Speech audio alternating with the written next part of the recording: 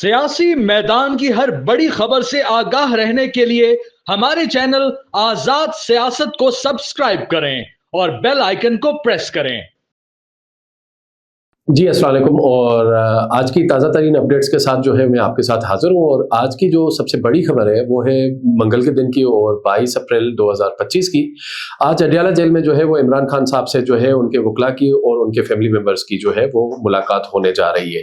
लेकिन as usual आपको पता है कि गुज़िश्ता 3 हफ्तों से ये मुलाकातें नॉर्मल नहीं हो रही हैं, क्योंकि लिस्ट में जिन लोगों का नाम आ रहा है उनको नहीं मिलने दिया जा रहा और जिनका नाम नहीं आ रहा उनको मिलने दिया जा रहा है। तो जो आज की लिस्ट है, जो 22 अप्रैल की जो पीटीआई ने अडयाला सुप्रीटेंडेंट को जो जेलर को जो है लिस्ट भिजवाई है, उसमें पहला नाम है सलमान अकरम राजा साहब का, दूसरा है न्याजुल्लाह न्याजी का, समीर खोसा साहब, फैसल मलिक, नईम पंजोता और ज़हीर अब्बास। ये 6 नाम जो है वो वकला की टीम के दिए गए।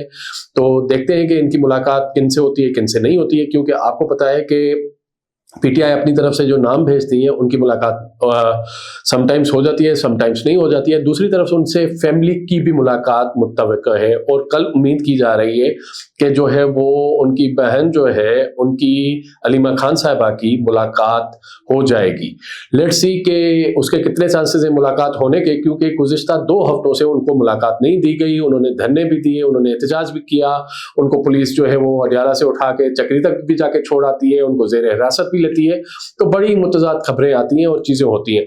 लेकिन यहाँ से मैं आपको एक और बड़ी इंटरेस्टिंग न्यूज़ देते हुए चलूँ, तो पीटीआई का पाकिस्तान तहरीक इंसाफ का इस वक्त हाल क्या है, क्योंकि हम आपको बताते हुए आते हैं कि पाकिस्तान तहरीक इंसाफ जो है इस वक्त मुख्तलिफ धड़ों में, मुख्तलिफ हिस्सों में, मुख्तलिफ ग्रुप्स में बटी हुई है और टोटल टूट फूट का शिकार है। अगर पीटीआई में कोई चीज इंटैक्ट है इस वक्त, तो वो सिर्फ और सिर्फ इमरान खान और उसका वोटर सपोर्टर है। बीच की जो पार्टी का जो स्ट्रक्चर है, जो पार्टी का जो ढांचा है, वो बिल्कुल तितर बितर है। क्योंकि आपको पता होगा कि गुज़िश्ता हफ्ते जो है वो आलिया हमजा को जो है वो गिरफ्तार किया गया था, और आलिया हमजा जो है वो चीफ ऑर्गेनाइजर पंजाब थी। इमरान खान के रिकमेंडेशंस पे उनको उठाया गया। उन्होंने बहुत ही जो है पंजाब में जबरदस्त काम किया, मोबिलाइज किया, वर्कर्स के पास गई, जलसे जुलूस, रैलीज, कॉर्नर मीटिंग्स। जो सबसे बड़ी पॉलिटिकल जो अचीवमेंट होती है वो होती है कॉर्नर मीटिंग्स की।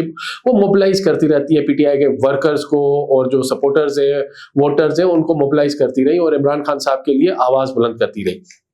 यहां पे जो मसला आया कि वो गिरफ्तार हो गई, तो पार्टी का जो स्ट्रक्चर होता है, जो नॉमेनक्लेचर होता है, वो पता चलता है कि पार्टी कितनी तगड़ी है। क्योंकि उसका अगर जो मेन लीडर है, चीफ ऑर्गेनाइजर है, उस हिस्से का जो उसका जो कहते हैं कि जो लीड करता है, लीडर होता है, वो गिरफ्तार हो गया, तो कहीं से कोई भी एहतजाज नहीं हुआ। पीटीआई की लीडरशिप ने की तरफ से कोई आवाज नहीं उठाई गई, कोई कैंप नहीं लगाया गया, कोई धरना कैंप नहीं दिया गया, कोई भूख हड़ताल नहीं की गई, कोई एहतजाज नहीं किया गया, कहीं किसी प्लेटफॉर्म पे कोई रोड ब्लॉक हो या कुछ और हो। तो यानी कि पीटीआई बिल्कुल ही ऐसे दिख रही है कि वो पार्टी है ही नहीं। कोई पकड़ा जाए, कोई छूट जाए, कोई फर्क नहीं पड़ता। बल्कि आलिया हमजा के गिरफ्तारी पे बल्कि कुछ लोगों ने फिर से अपनी सियासत जो है वो शुरू कर दी है। जैसे कि आपको पता है कि आलिया हमजा ने हमाद अजहर साहब को रिप्लेस किया था। अब हमाद अजहर साहब का जो ग्रुप है वो फिर से एक्टिवेट हो गया है सोशल मीडिया पे, और वो उल्टा ही आलिया हमजा साहबा के खिलाफ कैंपेन कर रहा है, उनके खिलाफ ट्वीट्स आ रही हैं। तो पीटीआई जो है ना, वो बेसिकली जो पार्टी है वो पार्टी वाले स्ट्रक्चर पे काम नहीं कर रही है, वो शख्सियत वाले स्ट्रक्चर पे काम कर रही है। तो लेट्स सी कि अब आलिया हमजा साहबा जो है वो 1 हफ्ते से गिरफ्तार है, लेकिन पार्टी की तरफ से कोई वो एक इकदाम नहीं लिया गया जिसपे एक कहते हैं कलेक्टिव अप्रोच होनी चाहिए, पार्टी की डिसिप्लिन होना चाहिए कि चेयरमैन बैरिस्टर गोहर साहब हो गए, सेक्रेटरी जनरल सलमान अकरम राजा साहब हो गए, उमर अयूब साहब हो गए, असद कैसर साहब हो गए, ये कुछ सामने आ जाए। एनीवेज, लेकिन देखते हैं कि क्या बनता है। यहीं पे ही आपको मैं एक और खबर देता हुआ चलूं कि जी नवाज शरीफ साहब ने राना सनाला साहब की एक ड्यूटी लगाई है, और वो ड्यूटी ये है कि पीपल्स पार्टी और सिंध में जो एहतजाज हो रहे हैं उन एहतजाज के हवाले से उनसे कंसल्ट किया जाए, और स्पेशली जो पीपल्स पार्टी है, जो उनकी इत्तेहादी है, उनसे किया जाए। तो राना सनाला साहब ने अभी तक मुख्तलिफ राब्ते किए हैं सिंध के जो वजीर इत्तलात और सीनियर मिनिस्टर हैं शर्जील मेमन से, कोई 2 से 3 बार उनसे जो है टेलीफोनिक रब्ता कर चुके हैं, उनको जो है इन्वाइट कर चुके हैं कि ये जो मामला है वो एक टेक्निकल मामला है, इसको सियासी ना बनाया जाए। और पीपल्स पार्टी जो एग्रेसिव अप्रोच ली हुई है बिलावल भुट्टो साहब ने, क्योंकि बिलावल भुट्टो साहब ने जो है हैदराबाद जलसे में जो किया था 18 अप्रैल जुमे वाले दिन, उसमें बहुत ही नून लीग को निशाना बनाया था। और बिलावल भुट्टो ने यह तक कह दिया था कि जो इस्लामाबाद में बैठे हैं वो गूंगे और बहरे हैं, उनको लोगों की आवाजें चीखें नहीं सुनाई दी जाती। और उन्होंने शेर के हवाले से कहा था कि जी शेर जो है वो लोगों का खून जो है के हवाले से बात की थी, खून तक बात की थी। तो बहुत ही सख्त बोले थे बिलावल भुट्टो साहब। उस स्पीच में आप देखेंगे बहुत ही जारियाना अंदाज था और उन्होंने अल्टीमेटम दिया है कि ये प्रोटेस्ट रुकेंगे नहीं और हम जो है वो किसी भी सूरत में कैनाल्स के मंसूबे को नहीं मानेंगे और कैनाल जब तक फेडरल गवर्नमेंट रोकती नहीं है तब तक हम एहतजाज करते रहेंगे। और उन्होंने अपना अगला एहतजाज जो है वो 25 अप्रैल को सखर में अनाउंस किया है।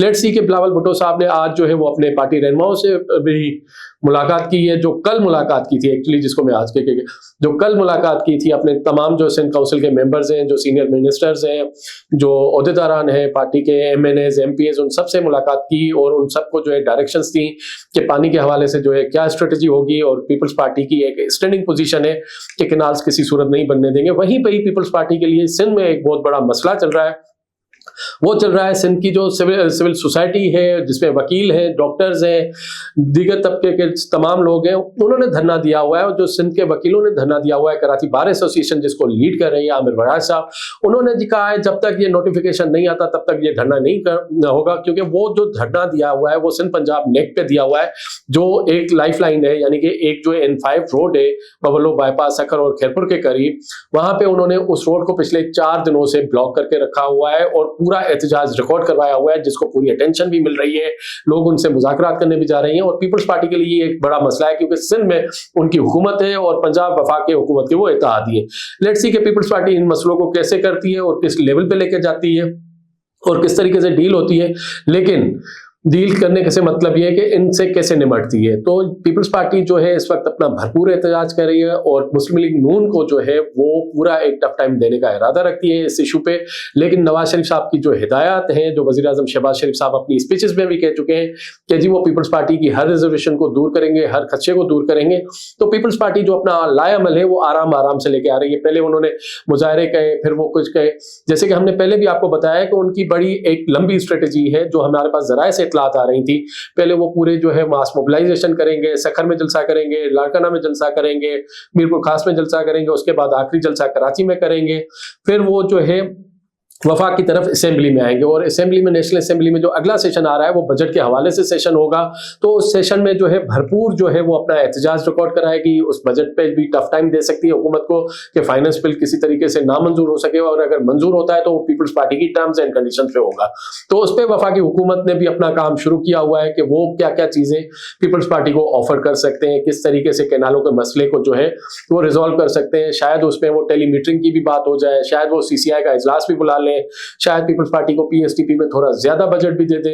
तो सिंध के हवाले से पीपल्स पार्टी इस वक्त बहुत अच्छी पोजीशन में है कि वो कितने मुतालबात मनवा सकती है, क्योंकि वो हुकूमत की मेन पार्टी भी है, इत्तेहादी भी है, सिंध में हुकूमत में भी है, और तमाम कॉन्स्टिट्यूशनल पोजीशंस जो है, प्रेसिडेंट ऑफ पाकिस्तान उनके पास है, चेयरमैन सेनेट का ओहदा उनके पास है, डिप्टी स्पीकर उनके पास है, 2 सूबों के गवर्नर उनके पास है, 2 सूबों में पीपल्स पार्टी की हुकूमत में है। तो पीपल्स पार्टी के पास जो है एक अच्छा जो है पावर भी है, मसल भी है कि वो अपने मुतालबात किस तरीके से मनवाती है। लेट्स सी कि अब ये पीपल्स पार्टी और शहबाज शरीफ हुकूमत कैसे डील करती है इन तमाम इशूज को, क्योंकि पीपल्स पार्टी अपना एक ड्यू शेयर जो उन्होंने खोया था 2013 के बाद पंजाब में, वो भी रीगेन करने की पोजीशन में आ रही है। तो यहाँ पे ये है। और एक जो हमारे पास जो इतलात आ रही है वो है, इतलात ये है, जो खबर आ रही है वो खबर ये है कि चीफ जस्टिस यहिया आफरीदी साहब कुछ दिनों के लिए छुट्टी पे गए और वो चाइना का दौरा करें। तो जस्टिस मंसूर अली शाह ने कायम मुकाम चीफ जस्टिस ऑफ पाकिस्तान का जो है ओहदा संभाल लिया है, उन्होंने हलफ ले लिया है और अगले कुछ दिनों के लिए वो चीफ जस्टिस ऑफ पाकिस्तान होंगे एक्टिंग, यानी कि acting chief justice of Pakistan होंगे और तमाम जो देखते हैं सुप्रीम कोर्ट के मामला चलेंगे। तो लेट्स सी के क्या होता है। तो ये एक अहम खबर थी क्योंकि जस्टिस यहिया आफरीदी साहब जो है वो 22 अप्रैल से लेके 26 अप्रैल तक चाइना में एक कॉन्फ्रेंस में जो है वो शिरकत करने जा रहे हैं। तो जो कायम मुकाम चीफ जस्टिस होंगे वो जस्टिस मंसूर अली शाह साहब होंगे, जिनका उन्होंने हलफ उठा लिया है। लेट्स सी कि वहां से हमारे पास क्या अपडेट्स आती हैं, क्योंकि वहां पे भी बहुत बड़े केसेस चल रहे हैं इलेक्शंस के हवाले से, मिलिट्री ट्रायल्स के हवाले से। तो लेट्स सी के क्या इम्पैक्ट आता है, क्या खबरें होती हैं। जी ये तो थी PTI के हवाले से अपडेट्स, लेकिन PTI के हवाले से एक और अपडेट देते हुए चल रहा हूं कि जैसे कि आपको पता होगा कि रमजान से पहले इमरान खान ने जो है अपनी पार्टी लीडरशिप को जो है वो गाइडलाइंस दी थी, और वो गाइडलाइंस ये थी कि मौलाना फजल रहमान साहब से मिलकर एक अपोजिशन अलायंस तश्कील दिया जाए और एक अपोजिशन अलायंस बनाया जाए। लेकिन इस बात को कहे हुए तकरीबन 40-45 दिन गुजर चुके हैं और वो PTI इस मामले में अभी तक बड़ी ही नाकाम रही है कि वो मौलाना साहब से जो है वो सक्सेसफुल मीटिंग्स कर सके। एनीवेज जो कल एक खबर छपी थी और खबर आ रही थी कल, जिसको एनीवेज इनिशियल तौर पे तो JUIF ने भी थोड़ा डिक्लाइन किया, लेकिन उस खबर में सदाकत है कि JUIF का जो 2 दिन जो है वो मरकजी शूरा का इजलास चला लाहौर में, उस पे ये तय किया गया कि जी PTI के साथ कोई भी अलायंस नहीं किया जाएगा। PTI को अगर अलायंस करना है तो वो JUIF की जो है कंडीशंस पे करेगी, जो JUIF ने पहले भी उनको बताया था, क्योंकि मौलाना ने बड़ा ही JUIF की लीडरशिप को खुलूस दिया था, दिल में मोहब्बत दी थी, उनको काफ़ी 26वीं तरमीम के हवाले से जो है किया था। तो कामरान मुर्तज़ा साहब भी बता चुके हैं कि PTI को हम जो बातें बताते थे, जो बातें करते थे, वो वहाँ एग्री करते थे, बाहर आके वो डिसएग्री करते थे, तो उनकी वो चीज़ें समझ नहीं आती हैं। और उनको ड्राफ्ट्स के हवाले से भी बातचीत की गई थी। जो 26वीं आईनी तरमीम के बाद PTI और JUIF के जो मामला हैं वो ठीक होते हुए नजर नहीं आ रहे, लेकिन जो अब 2 दिन का जो लाहौर में जो है उनका हुआ, और जो कल खबर आ रही थी कि JUIF जो है वो PTI के साथ अलायंस करने के हक में नहीं है, और उसमें जो चीज़ें हैं वो किस लेवल पे जाएगी। लेकिन हमारे पास जो इत्तलात आ रही है वो इत्तलात ये है कि JUIF PTI को एक अपने टर्म्स एंड कंडीशंस देगी। अगर PTI उस पर एग्री हो जाती है, इमरान खान की उस पर मंजूरी आ जाती है, तो JUIF जो है इस पोजीशन में होगी कि वो PTI के साथ एक अलायंस में बैठने के लिए तैयार हो जाएगी, जिसको मौलाना फजल रहमान साहब लीड करेंगे। और मौलाना फजल रहमान साहब की तरफ से, उनकी पार्टी की तरफ से 27 जो है अप्रैल को एक बहुत बड़ा जो है वो मीनार पाकिस्तान पे जलसे का ऐलान है। उसका एजेंडा तो है वो तो गजा और फ़लस्तीन है, वो जहाँ पे जो कत्ले आम हो रहा है मुसलमानों का, उसके हवाले से, फ़लस्तीन और गजा के हवाले से।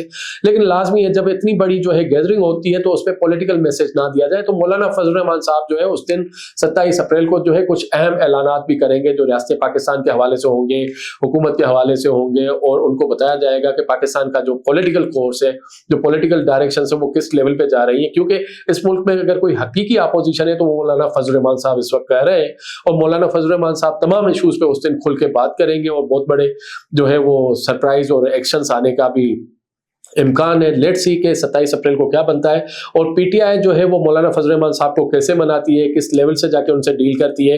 क्योंकि सलमान अकरम राजा साहब भी दावा कर चुके थे कि हम जो है वो JUIF के साथ अलायंस के करीब है, और बहुत जल्द जो है वो JUIF के साथ हमारा अलायंस हो जाएगा और उसकी बाज़ाब्ता ऐलान हो जाएगा। लेकिन कल वाली खबर के बाद कुछ चीज़ें जो है आगे पीछे हो रही है। अभी भी जो है वो PTI और JUIF के कुछ लोग अपने राब्ते में है, लेकिन मौलाना साहब की उस पर फुल ग्रीन लाइट नहीं है। देखते हैं कि PTI जो है वो मौलाना फजल रहमान साहब की टर्म्स एंड कंडीशंस मानते हैं और उस पर इमरान खान साहब की रजामंदी लेके आते हैं, तो उसी के बाद जो है वो JUIF भी अपना जो है फाइनल और फुल जो है एक लाएमल प्लान देगा कि फ्यूचर में उनके साथ कैसे चला जाएगा। लेट्स सी कि 27 अप्रैल को जो है वो मौलाना फजल रहमान साहब क्या अनाउंस कर रहे हैं, किस लेवल पे जो है वो पॉलिटिकल टॉक्स कर रहे हैं, तो देखते हैं। Thank you.